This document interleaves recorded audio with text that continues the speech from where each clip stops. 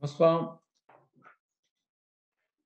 On va reprendre ce sujet qui était vraiment pas amusant, l'histoire de David et des Givonim. Je rappelle rapidement les quelques éléments de l'histoire. Il y a une grande famine dans le pays pendant 3 ans.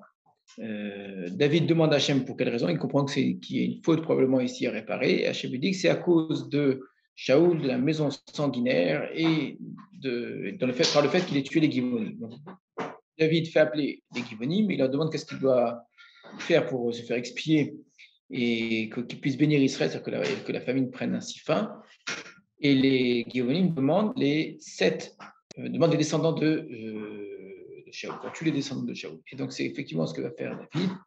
Il va mettre à mort les descendants de Shaoul, sauf, on avait vu sauf Mephibosheth. Et donc, ce qui prouve bien que cette histoire s'est passée en vérité avant l'histoire de David avec Mephibosheth. Donc, on a un moment qui précède évidemment les derniers épisodes qu'on avait vus. L'histoire aurait pu s'arrêter là, c'est-à-dire qu'après cela, ben voilà, le calme est revenu. Or, c'est pas ça qui se produit. On a un nouvel épisode, en fait.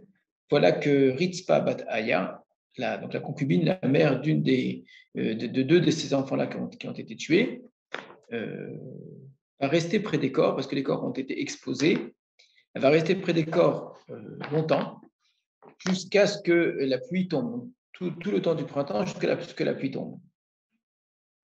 Excusez-moi 2 secondes.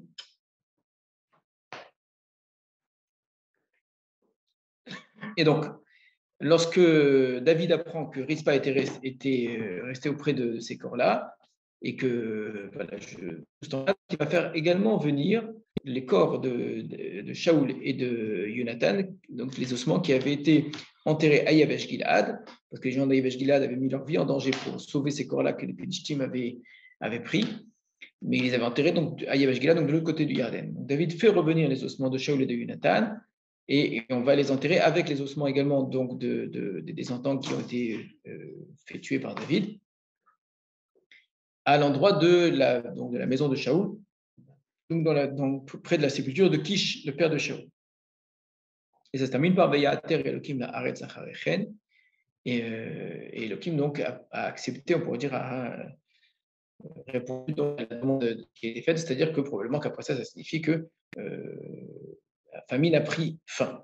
Alors, il y a un côté tout à fait surprenant dans cette histoire, très étonnant, comment David peut répondre à la demande des Givonim, comment est-ce qu'il peut accepter de faire une chose pareille, de tuer des innocents pour la faute de leur père. Donc, il transgresse un interdit de la Torah, mais pas n'importe quel interdit, c'est un meurtre ici, c'est quand même assez incroyable. Et ça marche, c'est qu'en fait, effectivement, ça marche. Mais ce qui est étonnant également, c'est qu'il y a quelque chose d'assez logique dans cette histoire, puisque on se rend compte que Elohim répond à la terre lorsque, pas seulement on a fait ce que les Gibonim attendaient, mais on a enterré Shaul et Jonathan, ce qui est le contraire en fait. C'est-à-dire que si au départ du texte, on est en train de dire que Hachem en veut à Shaoul pour ce qu'il a fait, donc il faut punir Shaoul. Or, l'histoire se termine par une forme d'honneur qui est rendue à Shaoul, d'honneur qui ne lui avait pas été rendu à temps, et qu'à partir de là, ça participe à cette vision favorable qu'a Akadosh Baruch Hu du peuple d'Israël et de cette fin d'histoire. Donc, c'est assez étrange parce que c'est complètement contradictoire.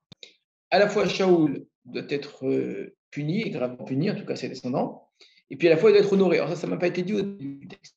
Alors le Midrash avait montré que ça s'entendait, que c'est au sujet de Shaoul, dans le sens que la famine est venue au sujet de Shaoul parce qu'on ne lui a pas rendu les honneurs qu'il méritait, et au sujet de Beth Adamin, de la maison sanguinaire, dans le fait que Shaoul ait tué les Givonim. Ce qui veut dire que chaque chose a sa place.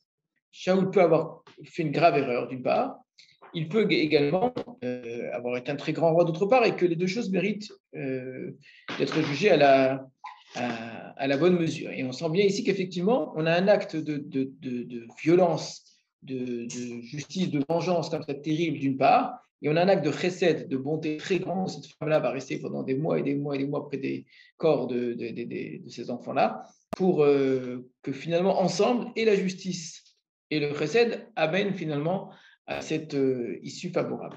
Donc c'est vraiment un texte très étrange. Alors, il y a quelques petites choses à voir encore concernant ce texte-là. Je vous avais dit, quand on avait revu qui sont les Givonim, qu'il y a plusieurs villes de Givonim. Je reprends dans le texte, Yoshua, regardez.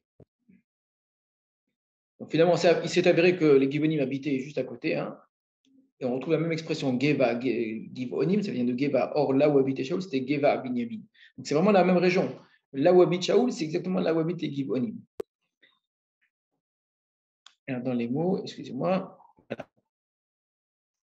Vaïsou ben Israël, et Israël ont voyagé, Vaïabou el Arem, ils sont venus vers leur ville, Bayom Hashilishi, le troisième jour, Ve'arem, et leur ville était Givon, c'est la ville essentielle, Givon, Ve'hakefira, ou Ve'erot, les Kiryat Yarim. Donc voilà les quatre villes. Et vous avez dit, Be'erot, si vous cherchez bien, ça peut vous donner un renseignement probablement intéressant. Probablement parce qu'on restera face à une supposition, mais qui mérite, je pense, malgré tout, d'être évoquée. Alors, est-ce que l'une d'entre vous a vu où est-ce qu'on trouve Be'erot dans Sefer Shmuel?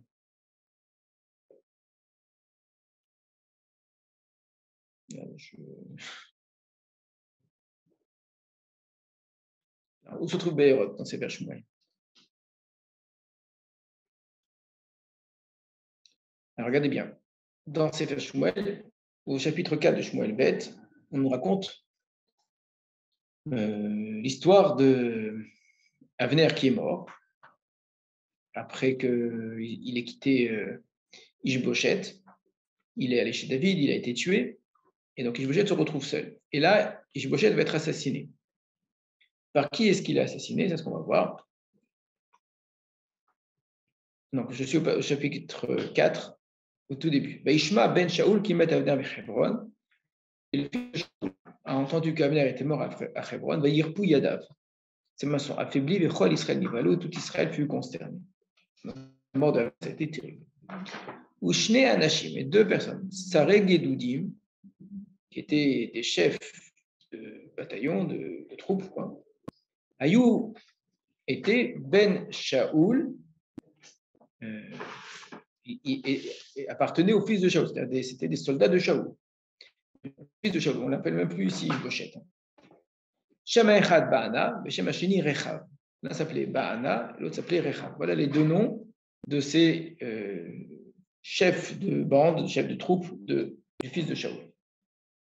Bnei Rimon ha-Be'eroti, des fils de Rimon de Be'erot. Voilà Be'erot. Mi Bnei Binyamin. Et on précise Be'eroti des Bnei Binyamin, qui gam Be'erot techashev al Binyamin. Be'erot fait également partie de Binyamin. Vaïvrechu à Be'erotim Gitaïma. Les Be'erotim se sont enfuis à Gitam. Vaïusham Garim Adaïmazé, ils ont habité là-bas jusqu'à aujourd'hui. C'est quoi cette parenthèse-là sur ce qui s'est passé à Be'erot? On est en train de nous raconter une histoire, on coupe l'histoire en plein milieu pour nous parler de Be'erot. On nous dit, vous savez quoi? Il y a deux chefs d'armée, fils de Shaoul, un qui s'appelle Ba'ana, l'autre qui s'appelle Rechav. Ils sont de Be'erot. Et on précise Be'erot qui appartient au Bnei Binyamin. Et comme le lecteur risque d'être surpris, parce que donc le texte s'arrête, on nous dit oui, parce que Be'erot en fait fait partie de Binyamin. Mais pourquoi Be'erot fait partie de Binyamin? Parce que les Be'erotim se sont enfuis. En fait. Ils ont laissé la place à Binyamin. Donc les gens de Binyamin ont pris la place de Be'erot. Donc on est face à une expulsion des Be'erotim devant les Binyaminim. Voilà la petite parenthèse. D'où viennent Rechav et Ba'ana de ce Be'erot. Or nous on sait que Be'erot fait partie des villes de Givonim. On nous raconte ici, de manière tout à fait secondaire, mais on nous raconte quand même. Alors, franchement, dans le texte, on aurait pu raconter l'histoire sans ça, sans régénérer strictement rien, que ces deux personnes viennent de Binyamin, d'une ville qui en fait a été, dont les habitants ont été expulsés. Ils se sont enfuis. Et pourquoi est-ce qu'ils se sont enfuis? Pourquoi les gens de Binyamin ont pris cette place, d'accord? Or, comme on sait que Be'erot fait partie des villes des Givonim, ça fait partie des 4 villes des Givonim qu'on a vues tout à l'heure, donc effectivement, on peut très bien entendre dans cette histoire, ça paraît assez fort comme suggestion, que ce qu'on est en train de nous raconter ici, c'est précisément l'histoire de Shaoul, avec les Givonim, qui n'a été racontée nulle part dans le texte. Le Midrash, lui, fait remonter cette histoire-là de l'attaque contre les Givonim par Shaoul à la seule attaque qu'on connaisse de David devant Shaoul, excusez-moi, qui soit injustifiée, une sorte d'histoire qui ressemblerait, quand il attaquait la ville de Nov. On sait que malheureusement, il a tué les Kohanim de Nov, donc il a détruit cette ville-là. Et le Midrash va associer les deux choses. Ça, c'est une histoire qu'on connaît. Voilà une histoire qu'on ne connaît pas dans le texte. On apprend que ici, à la fin de Sefer Shmuel, que Shaoul a également détruit une autre ville en fait des Givonim. Alors, ça n'a pas été raconté. Qu'est-ce qu'il va faire le Midrash? C'est qu'il va associer les deux. Il va dire, en attaquant la ville de Nov et en tuant les Kohanim, il a aussi attaqué les Givonim. Le rapport entre les deux, parce que comme on l'a vu, les Givonim étaient des puiseurs d'eau et des ramasseurs de bois pour être Beth Hashem, la maison d'Hachem. Or, à Nov, c'est là-bas qu'il y avait le Mishkan. Donc, très logiquement, les Givonim étaient près du Mishkan, ils étaient au service du Mishkan. Donc, étant au service du Mishkan, quand on a attaqué les Kohanim, eh bien, on a attaqué ceux qui étaient à côté. Et donc, il y a également les Givonim qui ont été attaqués à ce moment-là. Voilà ce que dit le Midrash. Le Midrash va même aller plus loin, c'est qu'en fait, il a tué que 7 personnes parmi eux. Ça suffit pour que les Givonim lui en veuillent autant, et ça suffit pour qu'Hachem prenne le parti des Givonim. C'est ça qui est évidemment le plus étonnant. Donc, on a ici des traces de cette guerre-là, et on a vu par la suite, à un moment où Mephibosheth est arrivé, ce qui veut dire que l'histoire de David avec les Givonim s'est passée pas loin de l'histoire qu'on est en train de raconter maintenant, probablement. D'ailleurs, regardez juste on nous raconte la fameuse histoire de Mephibosheth. Donc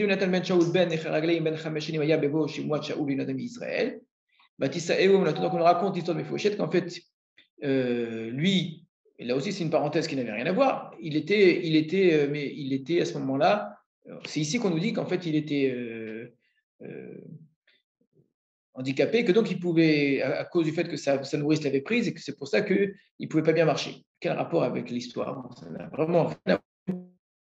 On nous raconte la suite des Nérimon de Béhéroth, juste après, en disant qu'ils ont tué le fils de Shaoul. Pourquoi est-ce qu'on nous a raconté tout cela? Or, on voit maintenant qu'effectivement, à la fin de Sefer Shmuel, il y a un lien entre cela.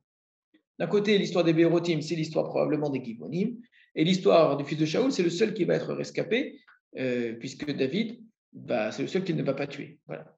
Donc, le texte a laissé des traces de cette histoire et de la destruction de Shaoul, et en même temps de ce que David a fait ensuite en punissant, en sanctionnant, en tuant les descendants de Shaoul. Alors maintenant, on va revenir sur le problème de fond, qui est comment David peut-il faire une chose aussi grave que cela? On est dans la transgression de la Torah de manière très claire, parce qu'Hachem est en colère. Donc, il y a écrit Loyum tu avot el-banim, on ne tuera pas les pères à cause de la faute des fils, à cause de la faute des pères, et puis voilà qu'on le fait. Et il y a écrit dans la Torah qu'il ne faut pas laisser passer la nuit à un cadavre, même ici un cadavre qui ne serait pas du peuple d'Israël, même quelqu'un qui serait condamné à mort. Et voilà que là, des innocents, on les tue, on va laisser leur cadavre pendant des mois et des mois. C'est très, très, très étonnant. On est face à des transgressions graves de la Torah parce que les Givonim veulent qu'on venge leur sang, et que Hachem, ici, encore une fois, du côté des Givonim, que tant que ça n'a pas été fait finalement, eh ben, il n'y a pas eu de salutation. Alors, on va lire un texte qui est très marquant, je pense. On peut essayer de bien saisir la force de ce texte-là. C'est la Gemara. On regarde Talmud Bavli, donc Masechet Yibamot, Taf Tet Amoud Aleph. Est-ce que vous avez le texte devant vous? J'espère que vous voyez.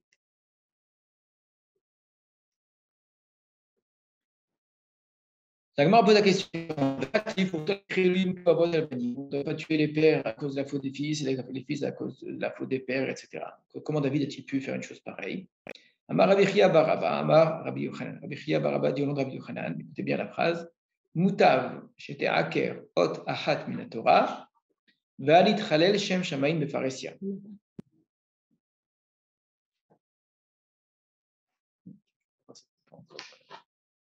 voyez pas le texte, c'est bizarre. Je vous remets le texte. Excusez-moi encore un petit instant.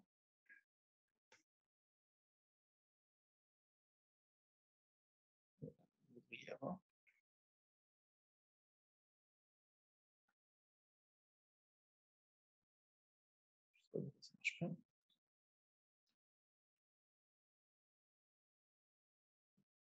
Bon, tant pis. J'avance. Donc, il est préférable que soit déracinée une lettre de la Torah et qu'on ne profane pas le nom de Dieu en public. Qu'est-ce que ça signifie? Quel rapport avec ce qu'on est en train de dire? c'est que ce qu'a fait Shaoul est tellement grave que c'est considéré comme un chilul Hashem. C'est une profanation du nom de Dieu. Donc, en quoi c'est une profanation du nom de Dieu? Pas simplement parce qu'il a tué les Givonim de manière injuste, c'est déjà une profanation du nom de Dieu, mais rappelez-vous, parce qu'on avait vu dans le texte comment est-ce que de manière très forte, dans Sefer Yoshua, étant donné qu'il y avait un serment qui avait été fait au Givonim, au nom d'Hachem, il fallait respecter ce serment. Et déjà à ce moment-là, on avait transgressé la Torah en vérité. Puisque la Torah nous demandait de finir la guerre, de ne pas pactiser avec les Kénaanim, et les Givonim en font partie. Alors, sous prétexte qu'on a fait un serment au nom d'Hachem, un serment pour lequel on a été trompé, donc il ne vaut rien en vérité notre serment, donc on était tout à fait en droit de ne pas le respecter. Pourtant, puisque le nom d'Hachem a été prononcé, on était dans l'obligation de respecter ce serment, quitte à ne pas respecter la Torah. C'est quand même incroyable. Donc on ne respecte pas la Torah pour ne pas profaner le nom de Dieu. Donc, c'était déjà vrai à l'époque. Donc, si c'était vrai à l'époque, c'est toujours vrai. Donc, si vient Shaoul et tue les Gibonim, donc il ne respecte pas ce serment. On comprend pourquoi Shaoul un petit peu l'a fait, parce qu'on a vu que le peuple avait voulu tuer les Gibonim après cette histoire-là. C'est Yoshua qui les en a empêchés. Mais c'est resté dans le peuple. Il y a eu une sorte de sentiment comme ça, de haine du peuple envers les Gibonim, envers la tromperie qui a été faite, qui est restée de génération en génération, jusqu'au moment où Shaoul étant devenu roi, et peut-être parce que Shaoul habite justement dans Binyamin, et qu'il voit ces gens-là qui le narguent d'une certaine façon, on vous a bien eu et vous ne pouvez rien nous faire, il y a un moment voilà, où la violence est sortie, et a tué les Gibonim alors qu'on n'avait pas le droit de le faire. Donc, de la même manière que ça aurait été un chilul Hashem à l'époque de Yoshua, et qu'à cause de ce chilul Hashem, pour ne pas qu'il y ait ce chilul Hashem, on a respecté le serment envers les Gibonim, et bien une fois que ce serment n'a pas été respecté, c'est un chilul Hashem tellement grave qu'à cause de ça, eh bien, il y a tous les malheurs qui s'abattent sur Israël. Je vous ai dit, on ne se rend pas compte de l'importance de ce que ça veut dire respecter un serment qui a été fait au nom d'Hachem. À l'inverse de ce qu'ont fait Shimon et Lévi, qui n'ont pas respecté. Qui ont trompé les habitants de Shrem au nom d'un serment où il y avait aussi Hachem là-dedans, vous avez fait la Brit Mila, etc. Alors qu'en fait, c'était juste une ruse. Ici, c'est nous qui avons été trompés et pourtant, on respecte quand même le serment. Et vous avez dit, le Beth Amikdash a été détruit de manière historique parce qu'on n'a pas respecté le serment qui avait été fait, l'alliance qui avait été faite avec Nebuchadnezzar. On a retourné ici l'alliance, on s'est allié à l'Égypte alors qu'on était allié de Nebuchadnezzar, et ça a entraîné la destruction du Beth Amikdash. Donc, c'est incroyable comment, de manière vraiment récurrente, le Tanakh nous oblige à ce respect des alliances, à ce respect envers des gens qui parfois ne le méritent pas. Mais puisque le nom d'Hachem est prononcé, si le béni Israël ne respecte pas l'alliance, il y a une profanation de Hachem et il faut aller jusqu'à transgresser la Torah. On lit la suite du texte. מתח מים עליהם מן השמיים, ולא נתנה עוף השמיים לנוח עליהם יומם בחד השדה לילה. Donc, Ritva Bataya a pris le sac, elle s'est mise sur le rocher, depuis, etc. Tout ce qu'on a vu l'histoire jusqu'à ce que finalement il pleuve. Et la Lama a posé la même question que tout à l'heure. Véactive, pourtant c'est écrit, l'otalini, la toilette, tu ne laisseras pas son cadavre sur l'arbre. Comment David il a pu faire ça? Amar Rabbi Yochanan, Mishum Rabbi Shimon ben Yotzadak, Rabbi Yochanan a dit au nom de Rabbi Shimon ben Yotzadak, la même chose.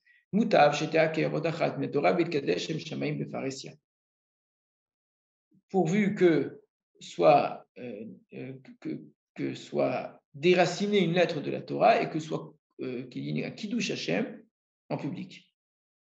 Il va y avoir un Kiddush Hashem, c'est-à-dire une sanctification du nom de Dieu. En quoi il y a une sanctification du nom de Dieu?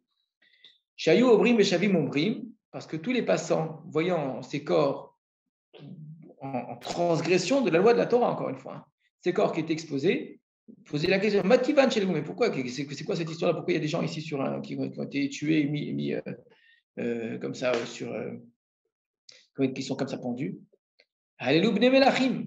On leur a répondu, c'est des princes. Mais quand il fait, Pashtu Yedehem Begirim Grorim.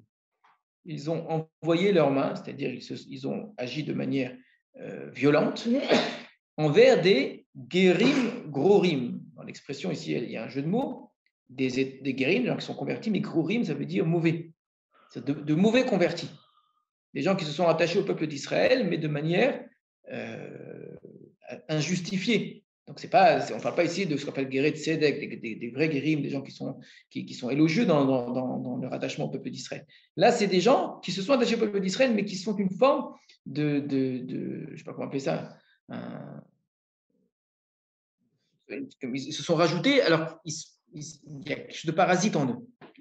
Ils sont mauvais, Guérim, Brourim. Pour des Guérim, Brourim, on a été violent, Hachem ne le pardonne pas.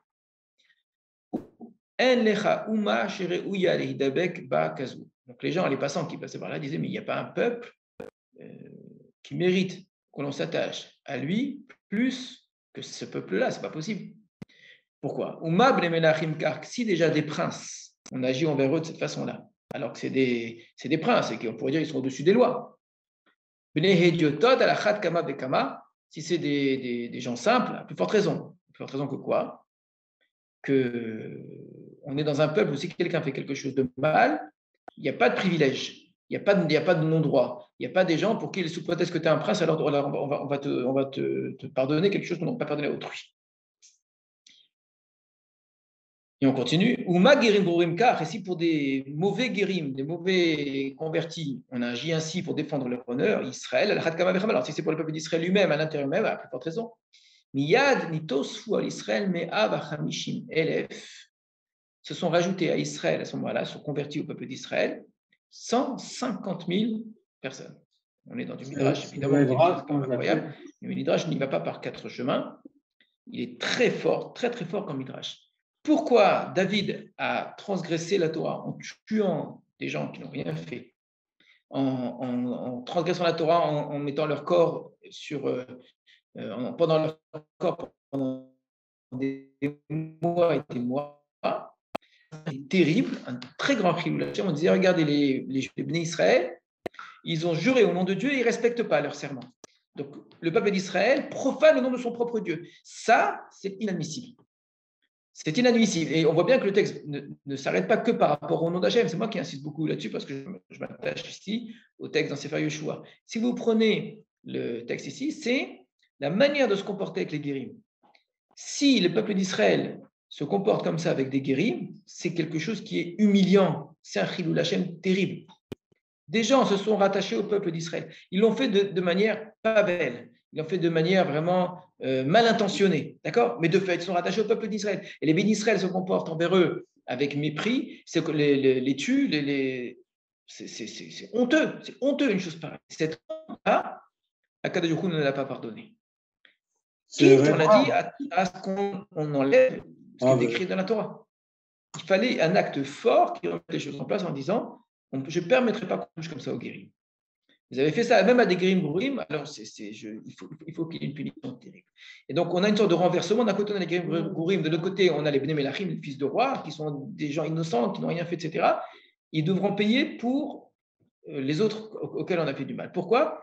Parce que, voilà, on a accepté des gens qui, dans le peuple d'Israël, au nom d'Hachem, eux l'ont véritablement fait avec le nom d'Hachem, c'est vrai, parce qu'avec tout ce qu'on peut dire des Gibonim, de fait, c'est comme des gens qui craignaient vraiment Hachem, c'est pas faux de leur part, et c'est parce qu'ils craignaient vraiment Hachem qu'ils ont utilisé ce stratagème, d'accord?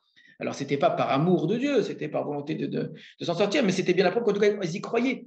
Donc, ils ont une forme de foi dans le Dieu d'Israël, ils se sont attachés de manière intéressée à ce Dieu d'Israël peut-être, mais à partir de là, on n'a pas le droit d'y toucher, on n'a pas le droit de leur faire quoi que ce soit. Et si on le fait, il y a une famille en Israël terrible qui fait qu'on ne pardonne pas. Ça, c'est pour montrer la responsabilité qui repose sur le peuple d'Israël dans son rapport au guérim d'une manière générale, à cette idée d'alliance. Et d'une manière d'alliance en général, je dis si Beth Amikdash a été détruit, c'est parce qu'on n'a pas respecté l'alliance. On va lire un autre texte.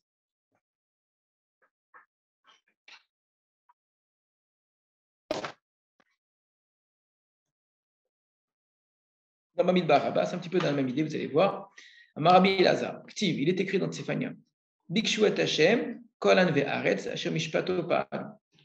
Donc, rechercher Hashem. Mevakesh et Hashem, rappelez-vous, c'est l'expression qu'on a vue dans notre texte, où David, il était Mevakesh et Hashem, d'accord? Kolan ve'aretz, tous les gens humbles, les gens bien de la terre, Hashem Mishpato Pa'al, qui ont respecté, qui ont accompli sa justice. Voilà ce que dit Tsefania. Ceux qui sont les gens humbles, qui respectent la justice d'Hachem, sont en droit d'aller réclamer Hachem, de demander Hachem. Maou Hachem Mishpatou Pa'al. Ça veut dire quoi ceux qui ont respecté la justice d'Hachem? Chez vous, c'est Mishpatou Pa'alou Ke'achat. C'est-à-dire qu'il fait la justice et son action en même temps, on va l'expliquer. Atmotse Akadosh Tovea Mishpatan Shel Givonim Min Shaoul, Vesocher Peulato Shel Shaoul. c'est que Hachem fait deux choses en même temps qui peuvent paraître contradictoires. À la fois, tu peux trouver qu'Akadosh Baruch Hu, il est Tovea Mishpatan chez les Givonim. Il vient réclamer la justice pour les Givonim qui ont été injustement attaqués, Min Shaoul de la part de Shaoul, mais en même temps, Zocher Pe'ulato. Donc, il se rappelle de son action. Sacha Mishpato Parlou, c'est donc l'action et le Mishpat sont deux choses qui peuvent s'opposer et que retient ensemble. Les Shalem Lo Sachartov pour le récompenser d'une bonne récompense. Donc, Hachem est juste en tout point, et pour punir, et en même temps pour récompenser. Mais Otasha Amar David, au moment où donc on rentre dans un dialogue que nous, on n'a pas vu dans le texte, quand David il a appris ce qui s'est passé, que la famine était venue à cause des Givonim, David s'est dit, ou a dit à Hachem, est-ce que pour ces guérims-là, il a fait ça à son peuple? Je ne comprends pas. Ça veut dire tu tues ton peuple à cause de la famine, parce que ces guérims-là, Shaoul les a tués, c'est pas juste. Amarlo Akadosh Baruch Hu, Akadosh Baruch Hu lui a dit Im tachik et tarechokim, sofra lerachek et takerovim. Si tu éloignes ceux qui sont loin, c'est quoi ceux qui sont loin ici? Il faut comprendre ceux qui ne sont pas du peuple d'Israël à l'origine. Donc, si ceux qui sont loin mais qui se sont rapprochés, tu les éloignes, tu finiras par éloigner ceux qui sont proches aussi. Seoulmad, va et apprends Yoshua Rapha, Yoshua ton maître. Chez Bécha, Shamroa Gibonim, quand les Gibonim ont dit allez, Elenu Mehera, Veoshi Alanu, Veozrenu, monte vite vers nous et viens nous sauver, d'accord? Donc ils font appel à cette alliance qu'il avait contractée. Yotasha Amar Yoshua, Yoshua s'était dit la même chose que David ici, d'après le Midrash. Est-ce que c'est pour aller sauver ces Grim qui nous ont trompés? Est-ce que je dois aller maintenant faire peiner le Tzibour, c'est-à-dire mettre le peuple en guerre et en danger, etc., pour aller sauver des gens qui ne sont pas de mon peuple?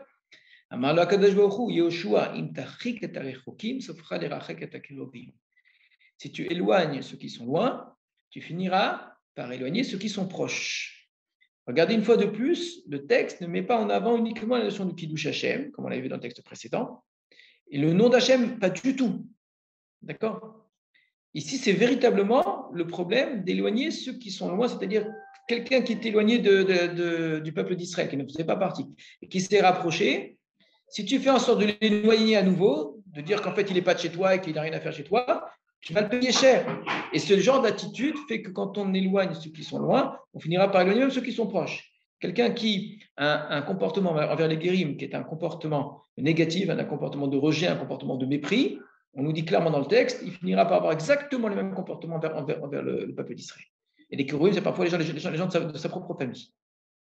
Donc, ça ressemble à un autre texte qu'on connaît très bien concernant Shaoul, ou là-bas, concernant la guerre contre Amalek, où Shaoul avait eu de la peine, il avait eu pitié pour Amalek, et le texte, le Midrash dit qu'il y a une voix qui est sortie et qui avait dit si tu as pitié de ceux qui sont cruels, tu finiras par être cruel envers ceux qui méritent la pitié. D'accord? C'est ce qu'il va faire en tuant les gens des Kohanim de la ville de Nov. Donc tu ne tues pas tout Amalek, mais par contre tu vas tuer des Kohanim à la fin. C'est-à-dire il faut avoir les sentiments justes. Donc si tu t'autorises ici à éloigner ceux qui se sont rapprochés, mais sous prétexte qu'ils ne font pas partie de ton peuple, à l'origine, ils ne sont pas de race juive, eh bien sache que ce genre de attitude qui éloigne ceux qui sont loin finira par se répercuter à l'intérieur même du peuple. Quelqu'un qui n'aime pas les guérim dans le peuple d'Israël, il n'aime pas les juifs non plus. Il n'aime pas les autres juifs qui ne sont pas comme lui. Parce qu'il finit à chacun trouver un défaut, quoi que ce soit. À l'inverse, quelqu'un qui comprend qu'une personne qui a fait un chemin aussi difficile pour se rapprocher de mon peuple mérite au contraire un rapprochement encore plus grand, il sait voir le bien dans chacun d'entre nous. Dans tout Israël, il ne fera du mal à personne. Donc, ce qui prouve bien que l'erreur, elle est en lui. C'est quelqu'un qui a quelque chose de mauvais en lui, de voir les choses négativement. Vous voyez bien comment le texte de Rabat n'a même pas mis en avant le Chilul Hashem. Rabacha bar Zavina, Rabbi Yoshaya, Gadol hu Kiddush Hashem mi Chilul Hashem. Donc, Rabacha bar Zavina a dit, au nom de Rabbi Yoshaya, le Kiddush Hashem, le fait de sanctifier le nom d'Hashem, c'est encore plus grand que le Chilul Hashem. Ça veut dire quoi? On va le voir. Mais Chilul Hashem Ktiv. Au sujet de Chilul Hashem, il est écrit Lotali nivlato ala etz. Tu ne feras pas passer la nuit à ce cadavre-là, son cadavre, sa dépouille, sur l'arbre. Et pourtant, on l'a fait. Ou Kiddush Hashem Ktiv מתחילת הקציר עד שניתח מים עליהם מן השמיים, מלמש עמדו תלויים מתז בניסן עד י"ז במחשוון. Donc, ça veut dire quoi Kiddush Hashem? Juste un petit instant, excusez-moi.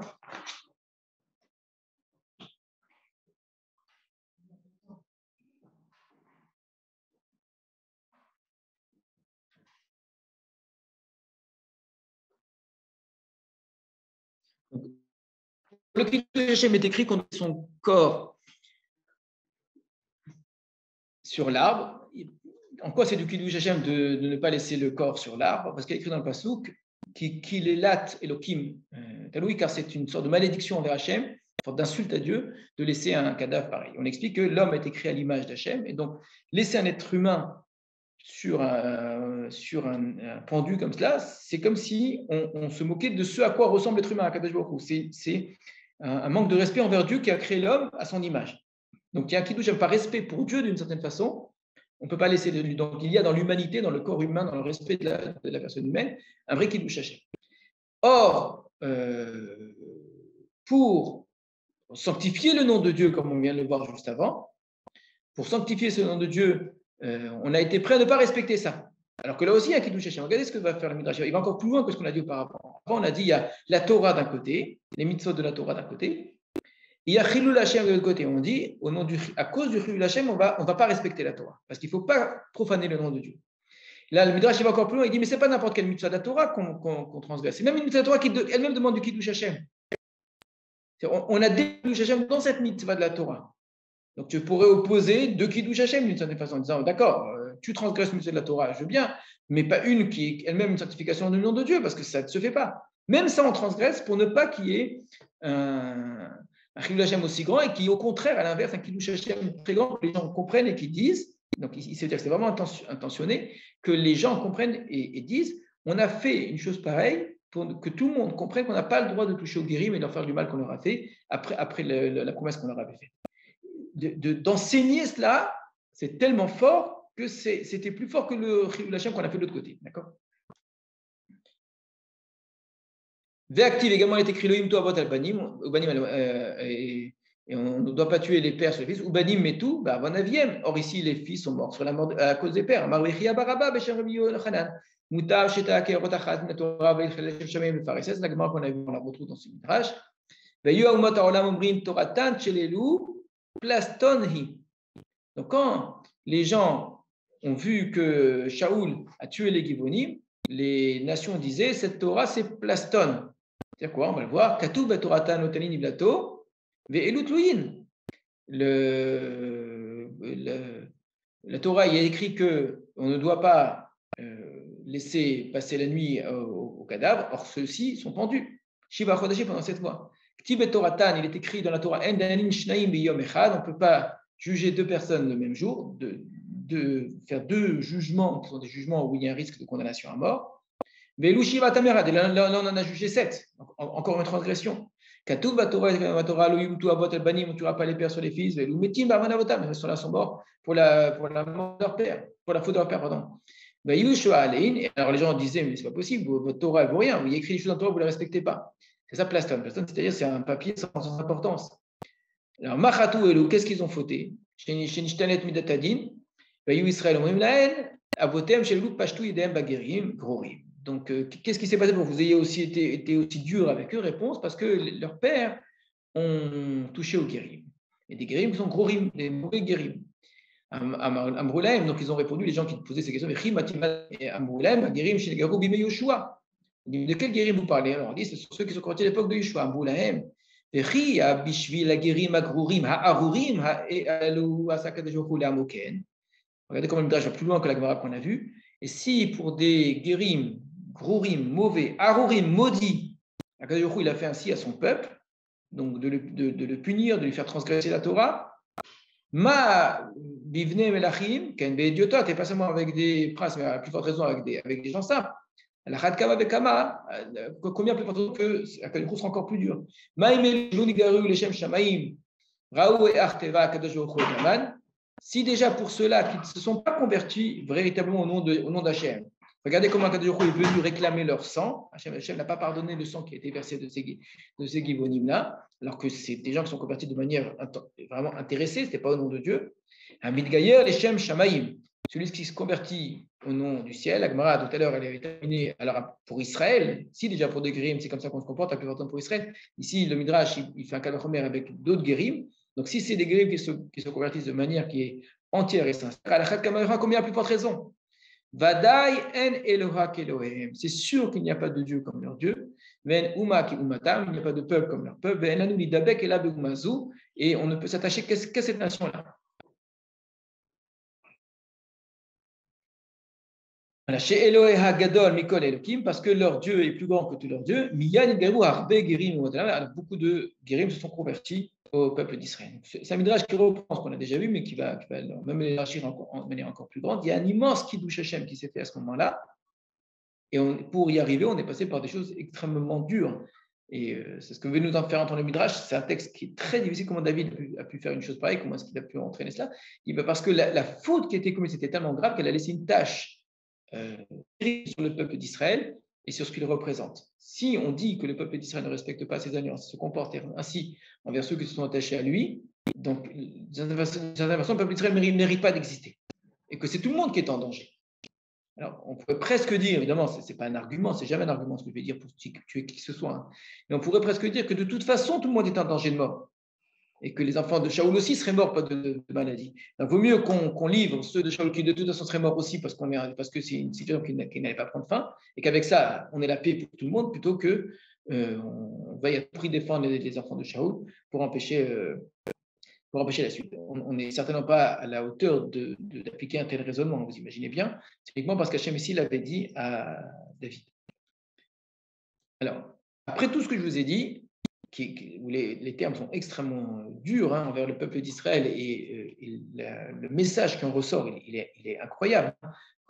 Comment est-ce qu'il faut respecter ses alliances, comment il faut respecter les rimes, combien est-ce que c'est ce genre de comportement, quitte à transgresser parfois la Torah, c'est écrit clairement, pour défendre le nom d'Hachem, pour ne pas qu'on dise du mal du peuple d'Israël, qui fait que finalement on a été sauvé. Alors, c'est qui ces fameux Givonim? C'est vraiment pas du tout des gens bien, il faut vraiment avoir ça en tête. On les a appelés Guérim Grorim, on les a appelés Guérim Grorim Arorim, maudits. On a vu dans le texte à quel point ils avaient été malhonnêtes. Regardez, maintenant on va regarder de l'Alacha. Ce que je dis, c'est vraiment un texte de l'Alacha que vous allez dans les yeux. Je crois que je n'ai pas le petit d'origine, c'est tout simplement Ebenezer, c'est le Shulchan Aruch. Est-ce que non, c'est le Shulchan Aruch, c'est le Rambam peut-être? Je ne sais plus. Les deux textes se ressemblent beaucoup. En tout cas, c'est l'Alacha, vous retrouverez sous une forme ou l'autre, et dans le Shulchan Aruch et dans le Rambam. On est en train de parler de mariage. C'est vraiment des questions de mariage. Et on dit avec qui est-ce qu'on peut se marier, qui est-ce qu'on peut pas se marier, etc. Alors, les familles d'Israël, a priori, ont une chazaka, c'est-à-dire ont a priori comme quoi ils sont cachers, c'est-à-dire qu'on a le droit de se marier avec eux. On n'a pas à aller supposer à tout prix que quelqu'un a un défaut quelconque et qu'il serait mamzer ou quoi que ce soit d'autre, ou qu'il ne serait pas vraiment juif. A priori, il y a une chazaka qui sont juifs. Sauf s'il y a des raisons de penser le contraire, mais a priori, dans ce cas, qu'on peut se marier. Et malgré tout,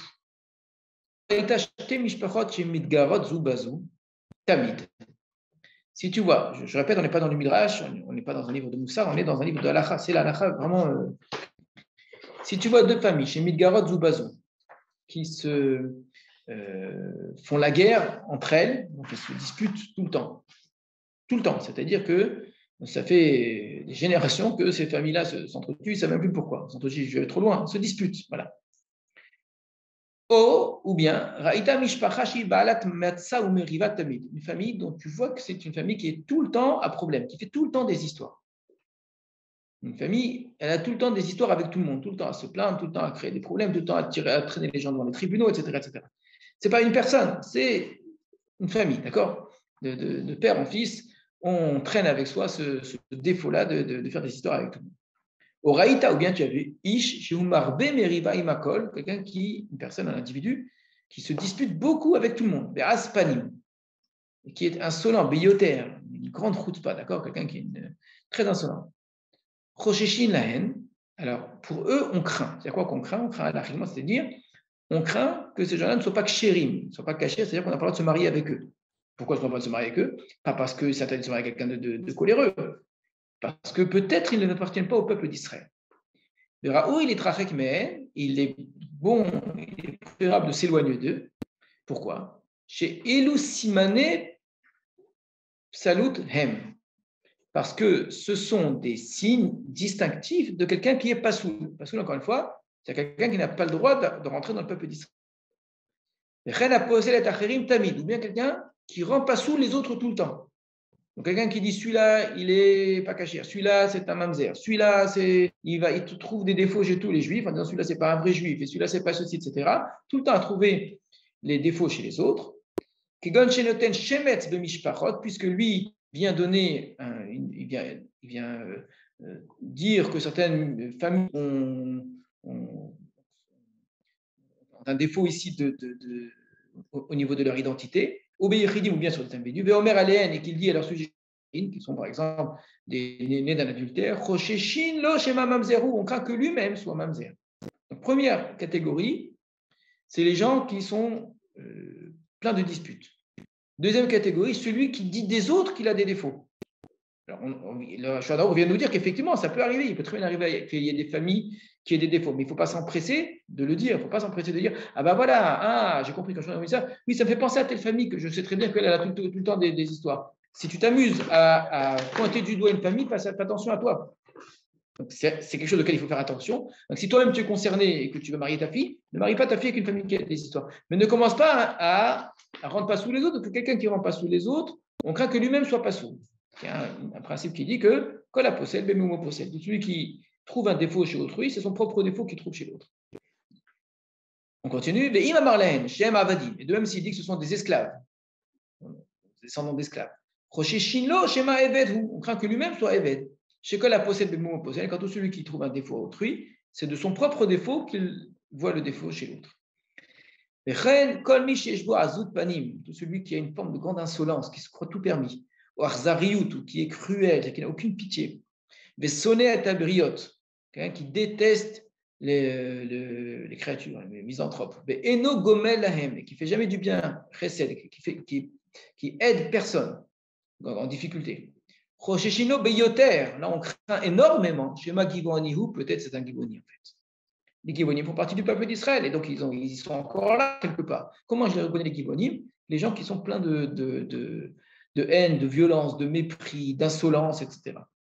Chez Simani Israël la Ouma Gdosha, car voici les signes distinctifs d'Israël, la nation sainte, Baïchanim, des gens qui sont Baïchanim, c'est-à-dire pleins de.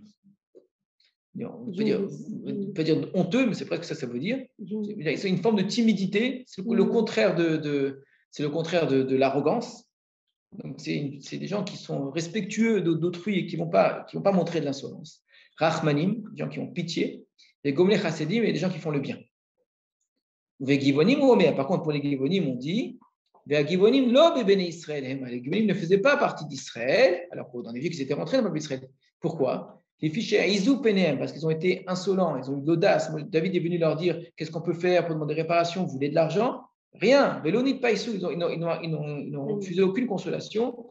Vélo Rechmoua et Béni Shaoul, ils n'ont pas eu pitié des fils de Shaoul. Vélo Gamlou l'Israël Chesed, n'ont pas voulu faire du bien. Israël Imchol, en pardonnant aux fils de leur roi. Et Masou même Chesed Vechiyum Betrila, alors que de fait, c'est vrai que Shaoul leur a fait du mal, mais le peuple d'Israël leur a fait du bien au départ. Ils auraient pu aussi se rappeler de cela. Et que maintenant que David vient et demande des excuses, etc., ils auraient pu mettre les choses dans la balance et dire bon, Shaoul s'est mal comporté, David aujourd'hui se comporte bien envers nous, comme les bénis Israël dans le passé se sont comportés bien envers nous, alors on va pardonner. Pas du tout. Ils ont été, eux, qui ont profité du bien d'Israël, ont montré une arrogance, une insolence, une méchanceté terrible. C'est un texte très dur, hein, parce que c'est un texte de la Chassi, ça restait un texte de Moussard qui nous dit, vous savez, dans la vie, il faut être baïchan, plein de timidité, faut avoir plein de miséricorde, faut faire du bien aux autres, etc. Je l'entends.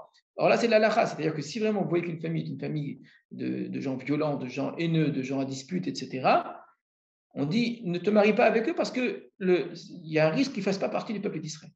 Alors quand vous entendez aujourd'hui que parfois, beaucoup de juifs, parfois c'est dans les plaisanteries, mais plus que dans les plaisanteries, pas seulement que dans les plaisanteries, sont tout fiers de se présenter comme ayant de la chutzpah. Le mot chutzpah est même entré dans le langage anglais américain et dans les films américains. Comme quoi la chutzpah, ce serait une forme de définition même de l'identité juive. C'est exactement le contraire qui est écrit ici. La chutzpah, ça n'a jamais été une définition de l'identité juive. La chutzpah ici, bien au contraire. Évidemment, il y a chutzpah et chutzpah. Ça veut pas dire qu'il faut baisser la tête dans toutes les situations. Il faut être comme Mordechai, rester droit et ne pas se prosterner devant n'importe quoi. C'est pas ça dont on est en train de parler. Baïchan, c'est pas dire quelqu'un qui a honte de son ombre et qui accepte tout et qui avale tout. C'est pas du tout ça qu'on est en train de dire. C'est en tout cas, il n'y a pas cette arrogance à s'octroyer des choses qui ne nous sont pas dues. C'est ce genre de chutzpah à oser dans des situations qui ne le méritent pas. C'est le fait de manquer de respect, le fait de montrer une cruauté, de ne pas chercher le bien, de ne pas être sensible à la souffrance d'autrui. C'est certainement pas une définition du peuple d'Israël. Alors, on dit cela juste après une histoire où on voit comment David a été très dur, mais ce n'est pas lui qui l'a choisi. Les Givonim sont comme ça et on les suit et on leur ressemble au bout du compte, puisqu'on accepte de faire ce qu'ils nous demandent, d'accord? Et voilà maintenant pourquoi est-ce qu'on comprend mieux la fin de l'histoire. Cette fin d'histoire, elle est possible avec l'histoire de Ritzpah Bat Aya, etc. Parce que j'ai l'impression, c'est une lecture personnelle, que à cause de tout ce qu'on a dit, on a bien entendu comment le Midrash, la Gemara a mis les choses en mots, hein, le Chilul Hashem, il était tellement grand qu'il fallait à tout prix laver l'honneur ici des Givonim pour dire on leur a fait du mal, il faut payer pour ça. Très bien. Mais comment est-ce qu'on paye? C'est aux Givonim de décider. Or, si les Givonim nous demandent de leur ressembler, d'être aussi violents, aussi vengeurs qu'eux, comme ça, aussi sanguinaires qu'eux, il y a quelque chose de terrible là-dedans. Donc, d'une certaine façon, la pluie, elle ne tombe pas encore. Il faut qu'en échange, on fasse aussi une gemilut chesed encore plus grande. On a agi comme les Givonim parce qu'on n'avait pas le choix de le faire, parce qu'on avait une alliance avec eux et que malgré tout, on était bien obligé d'écouter. Mais en le ressemblant, finalement, ce n'est pas suffisant. Et donc, suite à ce qu'on a fait en ressemblant aux Givonim, il fallait redevenir Israël d'une certaine façon. Et ce que fait Ritzpah Bat Aya, c'est rétablir cette gemilut chasedim, cette bonté, cette façon, cette abnégation complète. Ce que fait David lui-même, c'est un gemilut chesed. J'ai été violent parce que j'ai été obligé de l'être, mais il faut que maintenant je fasse du chesed à Shaoul. Et une fois qu'on a rétabli ce chesed-là, après avoir malheureusement usé d'une violence non thoraïque, on a dit c'est une transgression de Torah, une violence non juive qui n'appartient pas au peuple d'Israël, mais parce que c'était la seule façon de montrer que on s'est mal comporté envers eux, il faut qu'on n'aille pas dire dans le monde, il ne faut surtout pas qu'on dise dans le monde que les bénis Israël ne respectent pas leur engagement. On préfère qu'on dise que les bénis Israël ne respectent pas pour respecter leur engagement. C'est préférable. Au nom de l'engagement de Hachem, ils n'ont pas respecté la Torah, c'est ça qu'on dit ça. Et c'est présenté dans la Gemara comme un kiddush Hachem. Ils n'ont pas respecté leur Torah pour respecter leur engagement, mais c'est écrit dans le texte, hein, c'est pas moi, comme elle est extraordinaire cette nation, comme ce Dieu, il est extraordinaire, etc. Ça, il fallait le dire. Mais si ça fait de nous des Givonim, alors qu'est-ce qu'on a gagné? Où est le kiddush Hachem si on finit par ressembler aux Givonim? Donc, le fait de ressembler aux Givonim, ça a permis de laver l'honneur des Givonim, mais ça nous a fait perdre notre identité. Et donc, il faut la réparer d'une certaine façon. Et c'est ce que fait Ritzpah Bat Aya de manière extraordinaire. Et quand David il a entendu ça, donc lui-même a fait revenir les ossements de Shaoul, et là, Kadosh Baruch Hu a accepté. Parce que Am Israël a retrouvé son identité première et son nom premier. Alors, on a terminé avec cette histoire-là. Il y a une toute petite histoire. Après, ce n'est même pas une histoire, en fait. C'est une petite parenthèse, comme ça on pourrait presque dire. C'est des petites informations. Je reviens au texte. Un tout petit instant.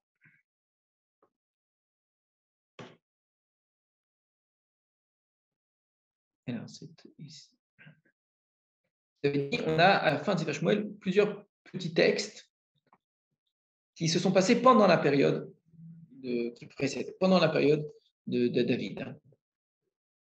Première histoire, qui n'avait pas trouvé sa place à l'intérieur de l'histoire de David avec Shaoul, de l'histoire de David avec Ishbosheth, David avec ses guerres, etc. Il n'y avait pas la place pour cette histoire-là, donc on l'a mise ici. On a des petits épisodes là, qui sont des petits morceaux d'histoire, si vous voulez, concernant les guerres de David. Pasuk Yudbet. Non, excusez-moi, je ne parle pas de Pasuk Yudbet, parce que peut-être Vav. Il y eut encore une guerre contre les Philistins. Là, encore une fois, il est encore en guerre envers les Philistins. Vous voyez bien que ça n'a rien à voir avec ce qui précède. Donc, on ne peut pas dire que les deux textes se suivent. Surtout que la guerre contre les Philistins, ça fait bien longtemps qu'il n'y en a plus. Donc, c'est tout début, en vérité, de l'histoire de David, lorsque David a commencé les premières guerres. Il y aurait David à David. Et David est descendu avec ses serviteurs. Il a Hamou et Pélishtim. Et ils ont fait la guerre contre les Pélishtim. Yaaf David. Et David, Yaaf, ça ressemble à Yaaf, il est fatigué, c'est-à-dire qu'il a défailli. Il s'est senti mal, de certaines façons.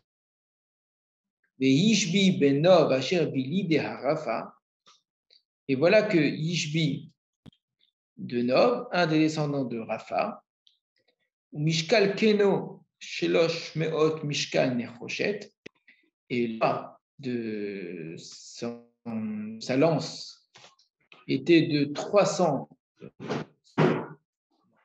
cuivres, Veu Hagou Hadasha, il était ceint de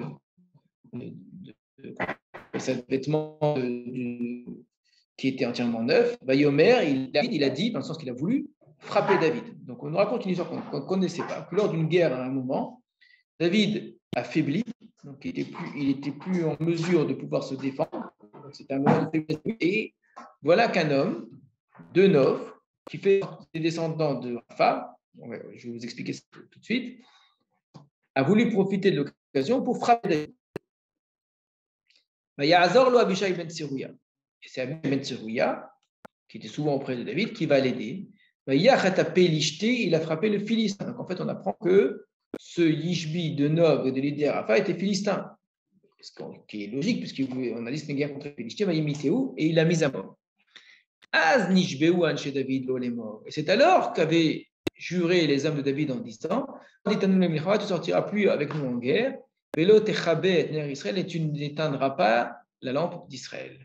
C'est ce qu'on avait vu, nous, tout à la fin, dans l'histoire de Absalom, quand David a voulu les accompagner, le peuple lui avait dit ça. Maintenant, on comprend qu'en fait, c'est une histoire plus ancienne, qu'il y a eu un précédent où David a failli mourir à cause d'un coup des Pélishtim, et que donc on n'a pas voulu que ça se reproduise. Là, Abishai l'a sauvé, à nous, on se risquerait de ne pas se sauver. Donc voilà un exemple de plus, une ressemblance entre une histoire et une histoire plus ancienne. Donc c'est Yélidé Arafa. Yélidé Arafa, dans Divrei Yamim, Rafa est écrit avec un Aleph. Or, Rafa avec un Aleph, ça renvoie à un pluriel qu'on connaît dans la Torah, qui sont les Rephaïm. Les Rephaïm, ça fait partie de ce qu'on appelait les Anakim, etc. C'est des peuples géants qui existaient avant l'arrivée des Bénis Israël. Et il semble qu'il en est resté. On en parle entre autres, vous savez, lorsque les explorateurs sont allés en Eretz Israël et qu'ils sont revenus, ils ont dit: on a vu les Bnei Anakim, on a vu les fils des géants, d'accord? Et souvent, on fait allusion à ces géants-là. Vous allez voir qu'ici, effectivement, c'est de ça dont on parle. On n'a pas encore remarqué qu'il s'agit de géants, mais le fait qu'on dise qu'il portait une lance qui était tellement lourde, d'accord, ça renvoie à quelqu'un qui est très fort, mais il n'est pas juste très fort, en fait, il est également très grand. À qui ça nous fait penser, bien évidemment? À Goliath, que l'on va voir dans pas longtemps, justement. Et ce fut après cela. Il y a encore la guerre à Gov avec les Philistins. Az hika sibecha yachushati et saf asher belide arafa. Sibechai le Chushati, donc de Chusha, quelqu'un qu'on ne connaît pas, un soldat de David, a frappé, donc a tué un homme qui s'appelait Saf, qui fait partie lui aussi des enfants de Rapha, un autre des descendants de Rapha. Ce n'est pas nécessairement les enfants, les descendants de ce Rapha-là. Il y a encore une fois la guerre à Gov avec les Pishim. Yachel Hanan ben Yari, Orgim, Bet Halachmi, et Goliath Hagiti, Vet Sranito Kimnor Orgim. Alors, Elchanan, fils de Yari, de un endroit qui est. Donc, Yari Orgim, en réalité, c'est comme ça qu'il faudrait l'appeler. Oreg, c'est un tisserand. Bet Alachmi de Bethléem a frappé Goliath le Giti. Et lui, par contre, il avait Etz Chanito, le bois de son Chanit, de sa lance aussi, était Kimnor Orgim, comme l'ensouple des tisserands. C'est quelque chose qui était très, très grand, très, très, très volumineux, tellement il était grand. Donc, c'est ça qui fait le lien avec ce qui précède. On est face à des grands géants. Et ce qui rassemble les différents textes qu'on a ici, c'est comment est-ce qu'ont été mis à mort ces géants-là. Il y a encore une guerre à Gad. Il y avait un homme Madon, les gens comprennent plutôt Madim, qui avait des grandes mesures. Ve'etzbeot yada, ve'etzbeot raglav, shesh vashesh, isrim ve'arba mispar. Il avait 6 doigts et 6 orteils, qu'on connaît jusqu'à aujourd'hui. Donc, en tout, il en avait 24. Begamou Yulad la Rafa, lui aussi venait de Rafa. Yicharef et Israël. Il a eu Israël. Yakehu Yonatan ben Shima. Yonatan, fils de Shima, l'a frappé. Achi David, le frère de David. Et Arbat, Ele, Yuledou la Rafa, Begat. Ces 4-là sont nés à Rafa, Agat. Donc, Goliath, enfin, le géant dont on parle ici, fait partie d'un ensemble de 4 frères, semble-t-il, ou 4 en tout cas cousins, qui étaient descendants de Rafa. David ou Davada, ils sont tombés dans la main de David et de la main de ses serviteurs. Alors, question que pose David dans tous les Mefarshim, c'est que Goliath, on connaît, et ce n'est pas El-Hanan de Yaré Orgim, qui est de Bethléem, qui a tué Goliath, c'est David qui a tué Goliath. Il y a plusieurs explications. Le Midrash va dire El-Hanan ben Yari Orgim de Bethléem, c'est David, c'est notre nom de David typique du Midrash, de nous dire que 2 personnages qui ont des noms différents, c'est la même personne.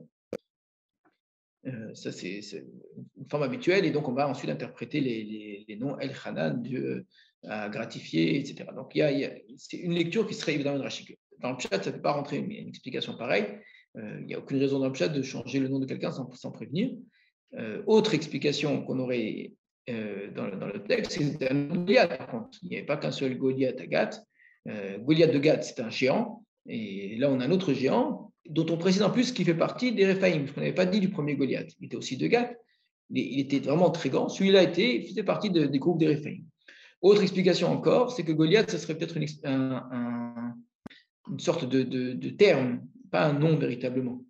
Quand quelqu'un est géant, un des noms donnés quand il est vraiment très grand, on l'appelait Goliath. Donc le Goliath de David, et il y a l'autre Goliath ici. Les 2 seraient effectivement de Goliath parce que c'est une guerre contre les Pélishtim. Semble-t-il, ces gens se sont retrouvés tous chez les Pélishtim.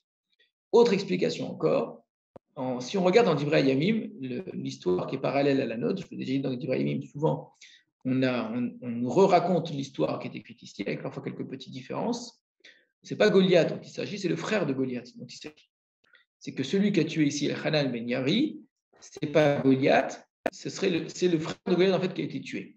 Alors le Abraham veut dire dans le texte, c'est que parfois le mot et en hébreu, ça veut dire avec. Et El-Hanan, fils de Yari, Orgim de Bethléem, a tué celui qui était et Goliath, celui qui était avec Goliath à Giti. C'est très difficile parce que le et on le voit partout, on ne traduit pas comme ça généralement, mais de fait, c'est intéressant de voir qu'on a dans Divrei Yamim une version légèrement différente de l'autre, ici comme dans d'autres endroits, et qui par contre rend très bien compte finalement de l'histoire que ce serait Goliath. Alors, qu'un frère porte le nom de Goliath, porte le nom de son autre frère, d'accord, qu'on applique ici à Goliath le nom de son frère, c'est ce qu'on a vu juste en haut concernant Michal et Merav aussi. On avait Michal, qui clairement c'est de Merav dont on parle là-bas, et pourtant c'est Michal qu'on appelle. Donc c'est étonnant que dans 2 textes qui se suivent, on voit ici exactement la même problématique, où une sorte de détournement de nom, on donne au frère ou à la sœur le nom de l'autre. Je suis incapable de vous l'expliquer, les Mefarshim ne vont pas plus loin. Ce qui est possible, c'est qu'effectivement, il y a 2 versions, une dans Sefer Shmuel et une dans Divrei Yamim, et qu'on ait maintenu tout simplement les 2 versions ensemble. Voilà pour aujourd'hui. La semaine prochaine, c'est Purim. Donc, il n'y aura pas cours. Bezrat Hashem, on se retrouvera après Purim. On a bien avancé. Il ne nous reste pas grand-chose avant la fin de Sefer Shmuel. Donc, je vous invite à relire Sefer Shmuel. Vous vous réintéresser en tout cas. Voilà, je ferai une très grande interrogation à la fin, pendant le Mishté, comme ça. Voilà, donc à très, très, très, très bientôt.